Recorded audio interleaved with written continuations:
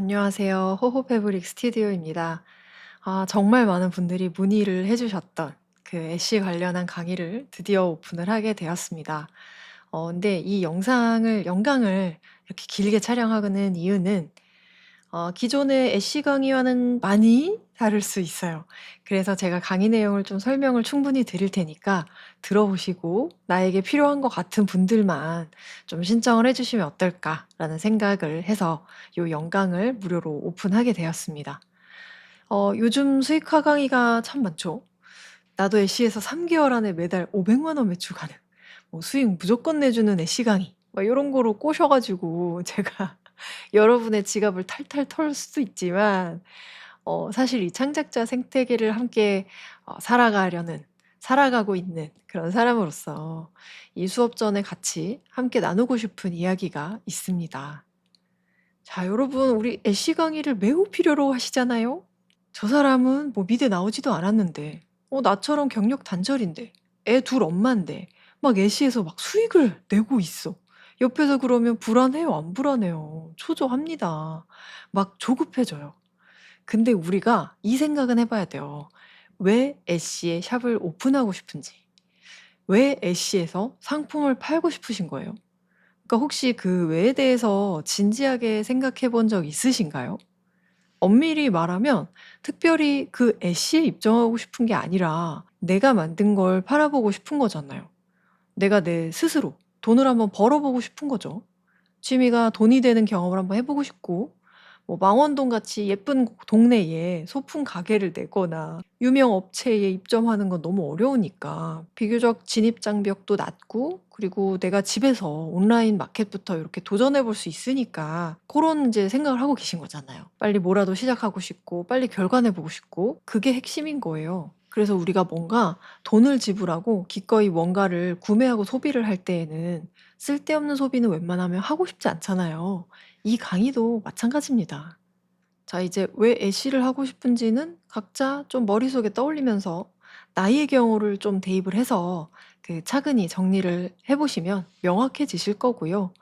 자, 그러면 이제 이 애쉬라는 플랫폼 자체는 지금 어떤 상태인지 한번 짚고 넘어가 볼까 싶어요. 자, 이 애쉬라는 플랫폼에 대해서 굉장히 잘 알고 계시죠?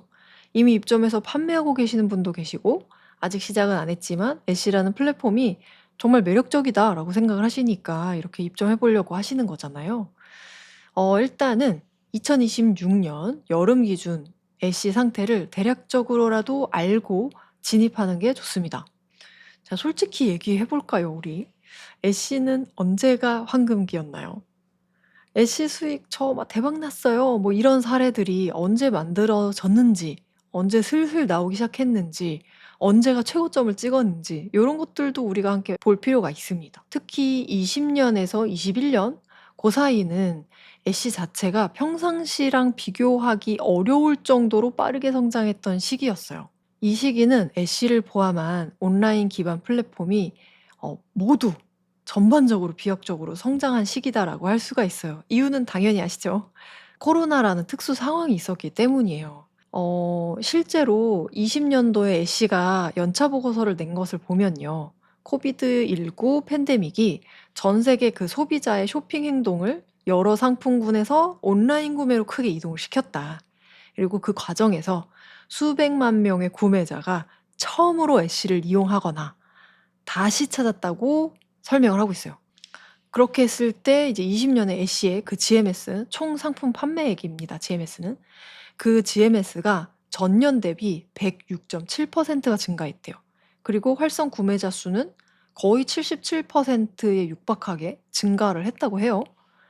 그리고 여기에 이제 제작까지 대행해주는 POD 서비스들이 몇 군데 있어요. 애쉬에 연결을 해서 사용할 수가 있는데, 그런 POD 서비스 덕분에 누구나 뭔가 한 개만 디자인을 만들어 놓고도 여러 개의 상품화할 수 있는 그런 확장성까지 보여주게 된 거예요. '아, 난 왜 20 년에 S를 몰랐나. 진작 할 걸.' 요렇게 생각을 하실 수도 있고요. 뭐 주식도 똑같죠. 예전에 저 회사 다닐 때 친한 언니가 "비트코인이라는 게 있다. 이게 생겼다고 하는데 이게 5천 원쯤 하는데 사두라."고 했었어요. 5천 원인가 만 원인가 하여튼 몇천 원대였던 것 같아요. 그러니까 충격적으로 쌌어요. 근데 그때 그 말을 들었더라면 어땠을까? 제 돈도 아니면서 종종 억울해해요. 이렇게만 들으면 '어 그러면 지금 SC 시작해도 좀 늦은 거 아니야?' 이렇게 생각하실 수 있거든요. 근데 꼭 그렇지만도 않습니다. 26 년에 SC 그 분기 실적을 보면 희망적인 지표들도 좀 나타나고 있거든요. 그 SC의 그 거래액 있죠? 고거는 이제 다시 쪼끔 성장세로 오르고 있고요. 몇 년 동안 쭉 지속됐었던 그 문제점이 '구매자가 계속 줄어들고 있다.'라는 거였거든요. 근데 이제 26년 들어서 완화되고 있고, 특히 이제 모바일 앱 있죠. 모바일 앱을 통한 거래는 좀 빠르게 늘고 있대요. 애쉬도 노력하고 있는 거죠. 뭐 검색이라든지 개인화, 뭐 AI, 뭐 여러 가지 새로운 방식으로 플랫폼을 계속 이렇게 개선하려고 노력을 하고 있어요. 뭐 그리고 어쨌든 하긴 해야 됩니다. 아 남들 이미 하는데 "뭐 하러 해. 레드오션 뛰어들어 봤자지." 하시잖아요. 아 아닙니다. 다 뛰어들었으니까 나도 뛰어들어야 돼요. 그래서 특히나 이렇게 4차 산업 시대를 살아가는 우리 창작자들은 이런 환경에 좀 익숙해질 필요는 있습니다. 인간만 우리 경쟁자가 아니에요. 그래서 요런 시대적인 흐름을 받아들여야 된다. 그리고 내가 그 안에서 어떤 일을 나만이 할 수 있는 일은 뭐가 있는지 실험하고 계속 찾아내고 그렇게 해야 돼요. 그러려면 일단 경험을 많이 해 봐야 되겠죠. 애쉬샵을 만들고 뭐 판매 경험 뭐 한 개를 팔더라도, 아니면 아예 아무것도 판매를 못 하더라도 내가 그 샵을 열고 상품들을 올리고 요런 과정을 겪는 거 있죠. 이런 것도 다 그 잘 나가는 디자이너가 되기 위한 과정이고 그 일환인 거예요. 늘 제가 말씀드리는 거 있잖아요. "실패 과정이 많아야 내 고유의 성공 데이터가 쌓일 수가 있다." 내 고유의, 그러니까 남들이 하는 거 말고, 아류 말고 내 거. 그죠? 실패를 두려워하지 말고 일단 닥치는 대로 일단 시작하는 거예요. 그럼 좋아. 실패를 두려워하지 말고 경험을 쌓아야 한다는 거 알겠어. 근데 요즘 애쉬 안에선 실제로 어떤 일들이 벌어지고 있는지 그거는 조금 더 상세하게 알아볼까요? 그 지금 오랫동안, 굉장히 오랫동안 닫혀 있었던 한국 셀러 가입이 비교적 최근이죠. 최근에 다시 열렸는데 지금 애쉬는 어떤가? 들어가서 보셨죠? 최근에도. 안 들어가신 분은 한번 들어가서 쑥 한번 보세요. 그리고 크롬이나 사파리나 뭐든지 번역 기능이, 자동 번역 기능이 있거든요. 그래서 영어가 어려우신 분들은 그렇게 해서 한국어로 번역해서 한번 보세요. 애쉬의 지금 생태계를 한번 파악을 하는 것도 우리의 그 준비물 중 하나입니다. 자, 이 애쉬를 보고 오셨다면 어떤 생각이 드세요?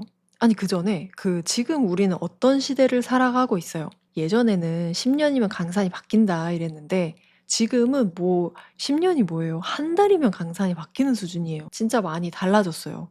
당연히 경쟁자도 비약적으로 늘었고 지금은 생성형 인공지능 안 쓰는 사람 있어요? 없습니다.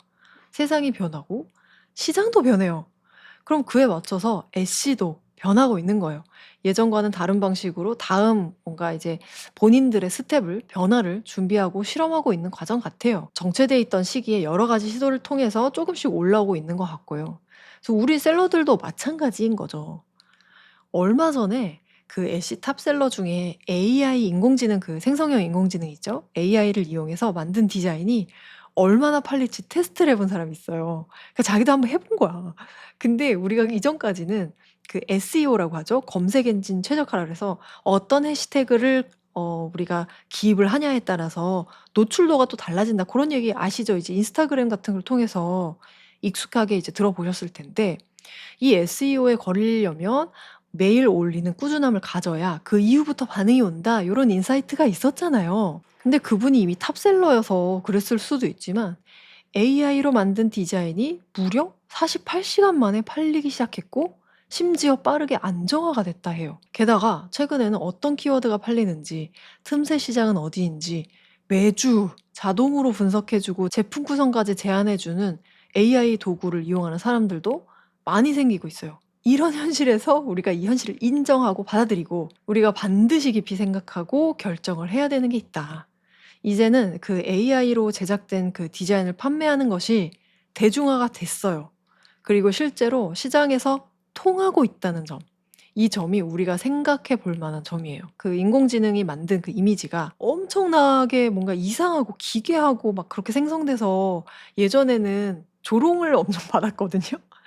근데 또 미드저니 같은 곳은 우리는 훨씬 더 아름답고 진짜 사람이 만들어낸 것 같은 유려하고 아름다운 이미지를 우리가 만들 수 있어. 라고 했었던 그런 미드저니 같은 곳도 엄청 각광받았지만 접근성도 떨어지고 그리고 다른 생성형 AI 그 발전 속도에 못 미쳐서 지금 도태되고 있어요. 요즘은 미드저니 쓰는 거는 이제 일부 기업들인 걸로 알고 있고, 그러니까 옛날과는 다른 공식으로 빠르게 변하고 있다는 거예요. 근데 우리가 그런 그 생성형 AI와 함께 대결한다라고 마음을 먹어버리면 그것들을 누구보다 빠르게 캐치해내고 내가 그 시장에 파고들 수 있어야 되는데 그러실 수 있나요? 저는 그럴 수 없어요. 저는 그럴 수 있는 사람이 아닙니다. 전 그렇게 빠르게 생활할 수 없고요. 생각할 수 없습니다. 게다가 밤티 난다는 표현 쓰잖아요. 그 왕사남에서도 호랑이 막 날라올 때 저 밤티 호랑이 어떻게 하냐고 막 그랬는데 나중에 좀 수정해서 다시 올렸잖아요. "누가 AI로 저런 밤티 나는 이미지 만들었냐. 또 밤티 이미지 나왔다."라고 말은 해도 그래도 예전만큼은 조롱받진 않아요. 그러니까 익숙해졌다는 얘기예요. 이게 가장 무서운 거예요. 사람들 눈에 벌써 익숙해졌다. 수백 개의 디자인을 큰 노력 없이 아주 빠르게 만들어내요. 심지어 퀄리티도 괜찮아요. 그리고 사람들이 이미 그 이미지에 익숙해져 버렸어요. 만들고 나서 심지어 끝내는 게 아니야. 뭔가 무작위로 자동 업로드도 해 주고요.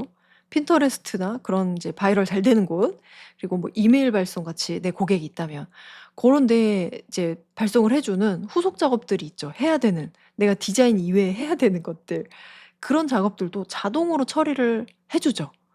이런 그 자동화 과정이 반복이 되잖아요. 그러면 사람들에게 더 당연히 노출이 될 수밖에 없어요. 내가 열심히 만들어서 그걸 30 일에 이렇게 나눠서 하는 거랑 자동화 기기가 아무 나의 큰 노력 없이 쫙 짜서 그 시간에 맞춰서 알람 보내듯이 보내주고 알고리즘에 따라서 더 많이 노출이 되겠죠. 틈새 시장이나 뭐 빅데이터 분석 같은 것도 자동화된 그 시스템이 대신해 주고 있고요. 여기서 우리가 착각하면 안 되는, 오해하면 안 되는 게 하나가 있습니다. 제가 지금 이런 AI 자동화 도구 툴을 찬양하는 것도 아니고요. 나쁘다고 말씀드리는 것도 절대 아니거든요. 이런 자동화 도구들은 당연히 중요해요. 업무 시간도 줄여주고 효율을 높여주고 반복적인 일을 대신을 해주니까 우리가 디자인에 더 집중할 수 있게 해주는 거죠. 그래서 이런 그 인공지능을 활용하는 거는 반드시 우리가 배워야 되는 능력입니다. 방식 자체는 우리가 가져와야 되는 부분이긴 합니다. 도움받을 수 있는 부분 꼭 해야죠. 바빠요, 우리. 공부해야 됩니다. 아까 말씀드렸던 자동화 부분, 뭐 시장 분석해서 적절한 가격을 정하는 일, 이런 거는 당연히 인공지능이 더 잘해요. 데이터가 많으니까. 부탁하면 됩니다. 근데 사실 이런 일은 지금의 4차 산업 이전에도 늘 있어 왔어요. 지금은 인공지능이 그거를 대체하고 있을 뿐이거든요. 그 인공지능 세상이 왔다고 해서 너무 불안해하진 않으셔도 저는 될 것 같다는 그런 생각이 들어요. 옛날에 어떤 일이 있었냐면 작은 인형을 판매하는 두 사람이 있었어요. 이 두 사람은 서로 모르는 사이입니다. 똑같은 자영업자라도 그 제품 판매를 하는 방식, 뭐 방법, 제품을 대하는 태도가 다 다르다는 걸 이제 말씀드리려고 하는데, A는 인형을 너무 좋아해요. 어떤 촉감이 왜 좋고 이런 표정이 너무 좋고, 부자재는 어떤 크기가 좋고 막 하나하나 모든 거를 다 기획하고 만들었어요. 직접 디자인하고 뭐 어디에서 영감받은 걸 가져와서 막 스토리텔링하고 막 굉장히 정성을 들인 거예요. 자, 반면에 B는요. 최근에 어떤 것이 많이 팔리고 어떤 흐름이 그 시장에 있는지를 분석해요.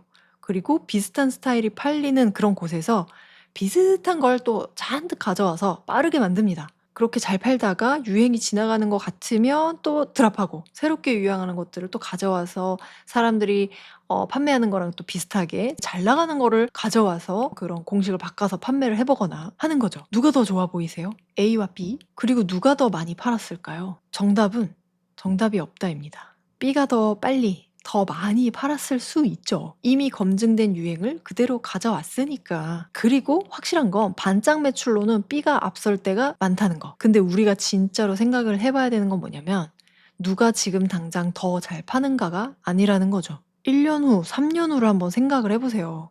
A는 그때쯤 어떤 사람이 되어 있을지. 이 A는 자기만의 인형이, 자기만의 이야기가, 그리고 자기를 이제 추종하는 그런 팬덤이 생겨 있을 가능성이 높아요.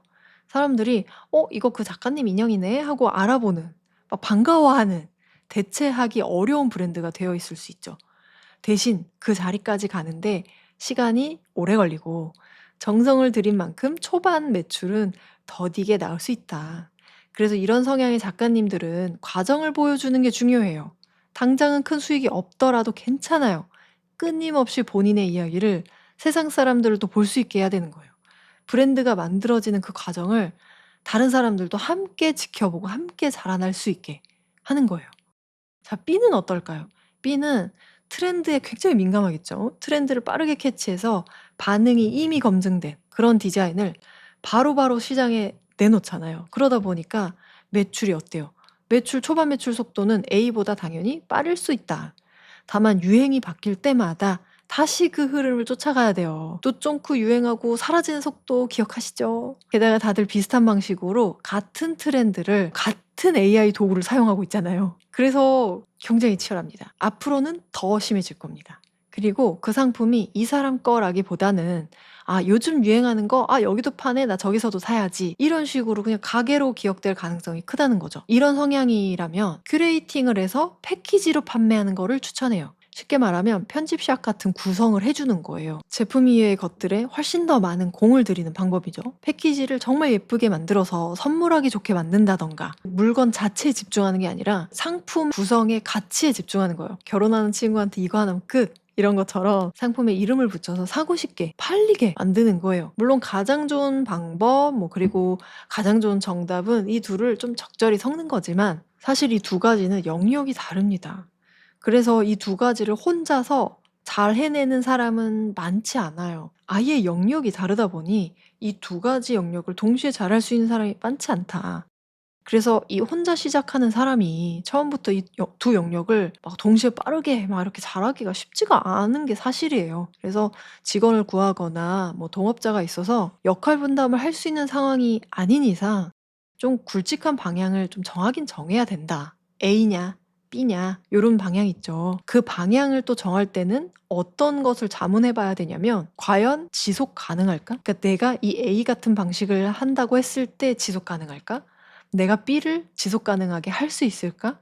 이런 굵직한 질문을 스스로한테 해봐야 되는 겁니다. A랑 B 이 두 사람의 방식의 차이가 참 엄청나고 그리고 방향도 매우 달라진다. 단순히 매출 차이가 아니에요. 방향성의 차이고요. 내 태도, 내 가치관 차이, 앞으로 내가 어떤 창작자로 남을 것인가 그런 차이인 거예요. 내 삶의 철학은 뭔가 나의 노년은 어떤 모습이었으면 하나 나는 어떤 자세로 어떤 삶을 꾸려 나가야 되나 지금 애쉬에 상품 올려서 팔자는 얘기하면서 너무 별의별 얘기를 다 하는 것 같지만 저는 우리 창작자들에게는 이런 근본적인 고민이 반드시 선행되어야 그 다음에 판매 전략도 의미가 있다고 생각해요. 쉽게 좌절하고 싶지 않잖아요. 방향을 잘 잡아야죠.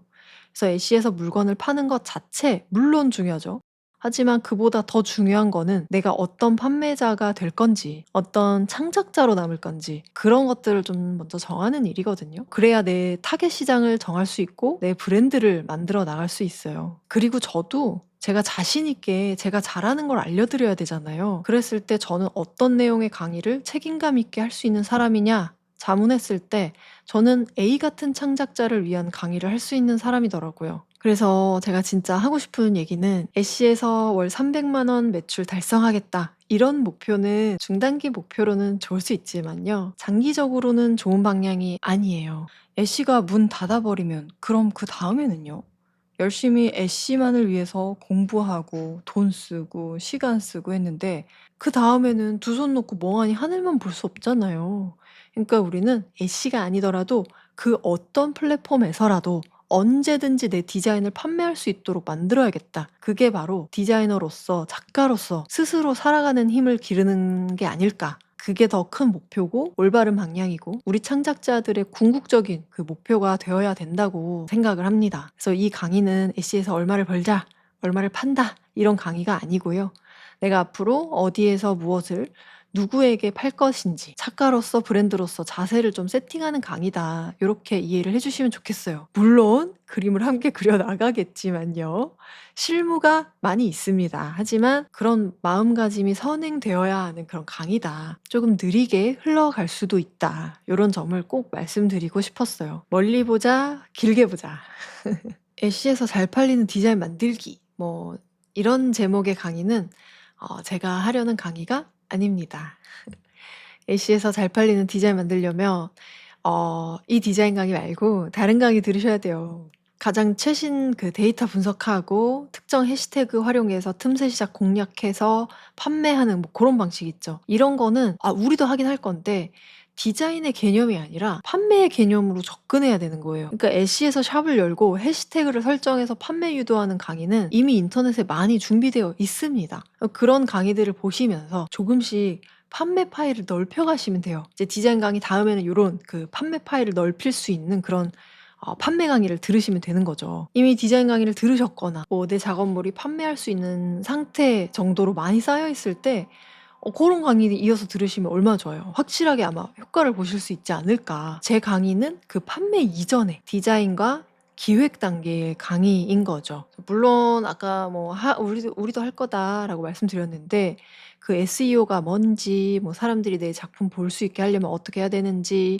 요즘 뭐가 제일 잘 팔리는지, 뭐 약간 빅데이터 같은 거 뭐 활용해 보거나 뭐 이런 기본적인 것들은 애쉬를 다루는 그 챕터에서 잠깐 다룰 거긴 합니다. 정규반에서 애쉬 스터디를 했었는데 그때 우리가 나눴던 내용 정도는 할 거예요. 이런 개념 자체도 굉장히 중요하고 뭐 앞으로 다른 플랫폼으로 넘어가시더라도 비슷한 구조로 얼마든지 활용할 수 있는 것들이니까 다룰 겁니다. 다만 다른 판매 강의처럼 판매하는 것에 대해서 깊게 시간을 들여서 다루지는 않을 거라는 뜻이고요. 저는 이거를 이제 다루더라도 트렌드를 그대로 뭐 베껴 나가기 위해서 판매를 막 오르게 하기 위해서의 그런 기술이 아니라 우리 창작자들을 위한 브랜딩 관점에서 진행된다는 점을 좀 강조드리고 싶습니다. 그래서 이 강의는 누구를 위한 강의냐? 애쉬든 어디든 상관없이 나의 브랜드를 좀 견고하게 좀 구축하면서 내 디자인 제대로 한번 만들어서 애쉬뿐만 아니라 여러 군데에도 한번 어플라이 해보고 싶다. 나 포트폴리오 한번 쌓아 나가고 싶다. 이런 분들, 그런 분들께는 제가 제 이름과 전문성을 걸고 자신 있게 할 수 있는 강의를 드릴 거라고 약속을 드리고요. 애쉬는 사실 그 수많은 플랫폼 중 하나일 뿐이에요. 앞으로 그 시장 마케팅을 어떻게 하고 시장을 어떻게 우리가 대해야 하는지를 그 디자인 브랜딩 관점으로 그 개념으로 한번 풀어 나가면서 제대로 나에 대해서 내 브랜드에 대해서 이해하고 발전시켜 나가면 좋을 것 같아요. 그래서 우리가 좀 가고자 하는 방향이 비슷하다면 저의 이번 강의를 신청을 해주시면 좋을 것 같습니다. 자, 이제 커리큘럼을 소개를 해드리도록 하겠습니다.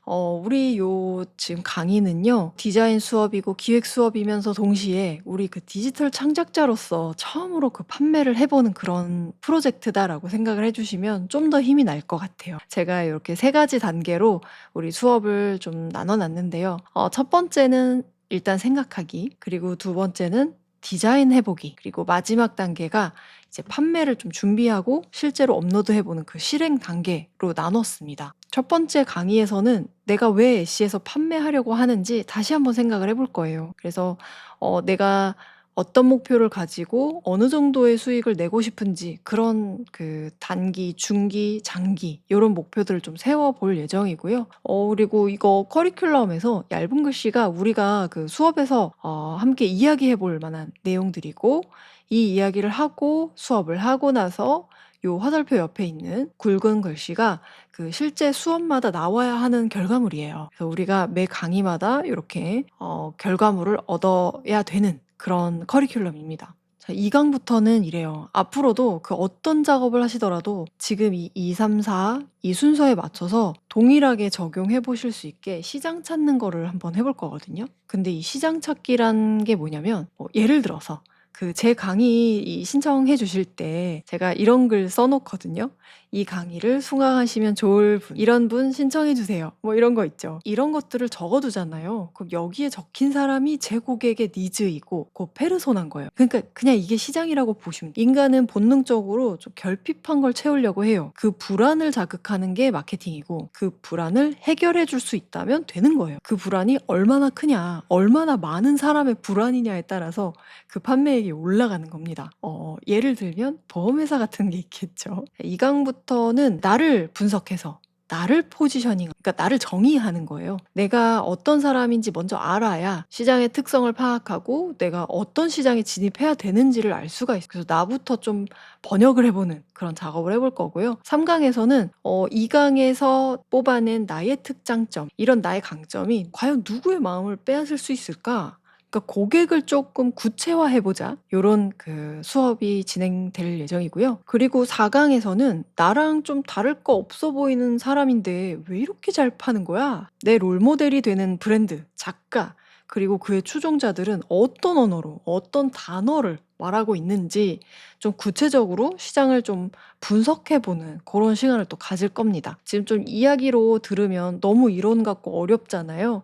근데 어려워하지 않으셔도 돼요. 제가 수업 때 실제로 우리 이 진행 순서에 맞춰서 애씨도 같이 인터넷 켜서 열어볼 거고, 요런 게 있어서 이게 그거고 요런 상황에선 어떻게 하는 게 좋다, 뭐 이런 식으로 이야기를 해드릴 테니까 그냥 편안하게 친구랑 수다 떨면서 작업하듯이 그냥 그렇게 참여해 주시면 좋을 것 같아요. 자, 이제 디자인하는 단계로 넘어갑니다. 실습 단계로 넘어간 거죠. 그래서 5강은 3, 4강에서 이제 열심히 분석해서 정리한 내 시장에 대한 내용을 나의 그림에 한번 대입을 해보는 그런 시간입니다. 그래서 이제는 그 이론을 그림으로 번역을 한번 해보겠다, 이렇게 생각을 해주시면 될 것 같고요. 6강은 이제 내가 그린 그림 딱 하나 가지고 상품군을 벌려보는 실험을 해볼 거예요. 7강은 디지털 상품 판매자가 되기 위해서 디지털 세상의 판매 구조 같은 것들 알아두면 좋잖아요. 내 제품 판매를 도와줄 사이트도 있고 내 제품을 더 넓은 데 쓰이게 도와줄 그런 서비스에 대해서도 알아보면 좋을 것 같아서 POD에 대해서도 알아볼 예정이고요. 그리고 디자이너로서 우리가 앞으로 쭉 살아가야 되는데 어떤 곳에 포포를 쌓아가면 좋을지 이런 것도 이야기를 좀 편하게 해볼게요. 그리고 이제 7강은 좀 많이 바쁘죠. 6강에서 이제 실험해본 그 결과물들을 가지고 판매 가능한 디지털 상품으로 만들어보는 그 연습을 해볼 예정입니다. 그리고 정말로 팔기 위한 제대로 된 상품 구성을 좀 해봐야 되지 않나. 그래서 이때도 6, 7강에서도 그 실무용 툴킷 제가 제공해드리는 그 체크리스트를 가지고 한번 작업을 해보시면 좋을 것 같아요. 자, 그 다음에 판매를 준비하고 실행하는 단계입니다. 8강부터는. 8강에서는 브랜딩에 대한 이야기를 하면서도 동시에 내가 그것을 실무적으로 팔 수 있는 그런 상태로 세팅하는 과정을 겪어낼 거예요. 그래서 9강 같은 경우에는 애쉬에서 요구하는 그런 것들을 우리가 조금씩 만들어 나갈 예정입니다. 그리고 사실 90강은 거의 그 경계가 없다고 보셔야 되는 게 9강에서 하던 것이 조금 10강하고 좀 섞일 수도 있고 10강에 하려고 했었던 게 9강에 먼저 하게 되는 게 더 자연스럽다면 이렇게 앞으로 보내기도 할 겁니다. 좀 더 애쉬에 관한 강의가 될 것 같습니다. 자, 그래서 아까 보셨던 그 페이지인데요. 우리가 이렇게 3가지 단계로 진행한다고 말씀드렸잖아요. 이 생각하는 단계는 사실 방향을 찾는, 나의 방향을 찾는 단계고, 그리고 두 번째 디자인하는 단계는 실제로 만드는 단계, 그리고 마지막으로 판매 준비하고 실행하는 단계는 내 디자인을 묶어서 시장에 내놓는 그 과정을 한번 해보는 겁니다. 그래서 첫 번째 그 방향 찾는 강의에서는 내가 왜 판매하는지, 뭘 팔 수 있는지, 누구한테 팔 건지, 이게 시장에서 정말 먹힐지 그런 내용을 얘기를 해볼 거고, 실제로 만드는 단계에서는 디지털 이미지를 만들고 패턴도 만들어보고, 그리고 다양한 또 디지털 상품이 있겠죠. 뭐 PNG도 있을 것이고, 그런 거 한번 만들어보는 과정이 되겠습니다. 그리고 마지막으로 상품을 묶고 시장에 한번 내놓는 그 단계에서는 정말 애쉬에서 필요로 하는 것들을 우리가 마련할 거고요. 어떤 순서로 무엇을 팔지 결정하고 이제 업로드 해보는 그 과정으로 우리 그 수업이 진행될 예정입니다. 그래서 이 수업을 통해서 실제로 우리가 얻을 수 있는 게 뭔가 생각을 해보면요. 제가 늘 강조하는 나의 디자인 방향, 제일 중요한 방향이 나올 것이고, 그리고 내 방향에 맞는 고객과 시장을 정할 수 있을 것이고, 그 시장에 대한 조사랑 벤치마킹을 할 수 있을 거고요. 그리고 그 시장에 판매할 첫 번째 디지털 이미지를 만들어 볼 수 있겠죠. 그리고 우리가 패턴 디자인 해볼 거고 판매 가능한 이 패턴 디자인으로 끝내지 않고 그 이외에 판매 가능한 디지털 상품으로 쭉 한번 벌려보기 해볼 수 있고 그리고 우리가 일단은 30일 기준으로 판매 계획을 짤 거거든요. 그래서 누구는 격일이고 누구는 일주일에 한 번이고 뭐 할 수 있어요. 그거를 개인별로 한번 짜보는 시간을 가질 거고 그리고 마지막으로 실제로 애쉬에다가 샵도 꾸미고 어떤 상품을 올려보는 게 좋을지 등록해보는 그런 경험을 해볼 겁니다. 자, 그리고 요 수업을 하는 과정에 제가 드리는 선물들이 있는데요. 지금 여기 요 과정들 있죠? 우리가 얻을 수 있는 요 내용들, 이 과정을 그 어떤 디자인에도 그 어떤 제품화에도 반복해서 적용할 수 있는 실무 키트 5종을 드릴 예정이에요. 이거는 이렇게 5가지로 구성이 되어 있는데 각 해당하는 테마별로 우리가 작업할 때 그 점검해야 되는 내용을 몇 가지 체크리스트로 정리해둔 시트예요. 그래서 단순히 할 일 체크하기 같은 거는 아니고요. 이거를 하나의 사고 과정으로 도움을 받으셨으면 해서 제가 만들어 보았습니다.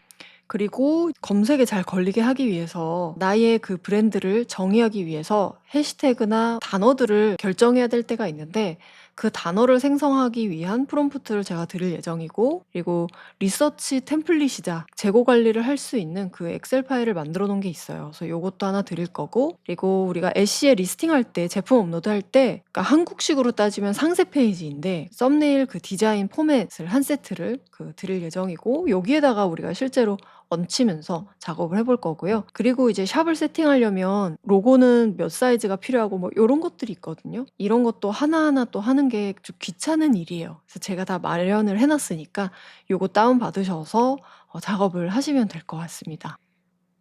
영광인데 긴 이야기 들어주셔서 감사드려요. 오픈하게 되면 다시 한번 말씀드리도록 하겠습니다. 감사합니다.